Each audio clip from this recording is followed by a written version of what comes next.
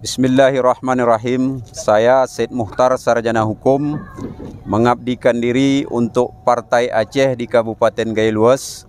Mengingat partai ini partai lokal yang berpengaruh besar di bumi Serambi Mekah, khususnya di Kabupaten Gaylues. Kenapa saya keluar dari Partai Golkar yang selama ini sebagai sekretaris Partai Golkar?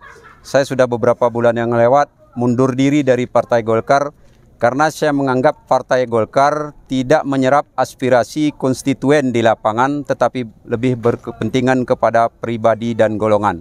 Oleh sebab itu saya ingin masuk di Partai Aceh ini dengan berpikir jernih, bukan untuk mencari sebuah jabatan atau tingkatan dalam struktur partai politik, tetapi lebih mengedepankan pemikiran positif demi pengembangan SDM dari Partai Aceh sendiri.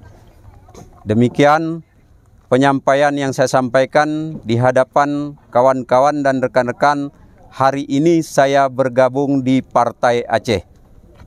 Billahi taufiq wal hidayah. Assalamualaikum warahmatullahi wabarakatuh. Waalaikumsalam warahmatullahi wabarakatuh. Merdeka.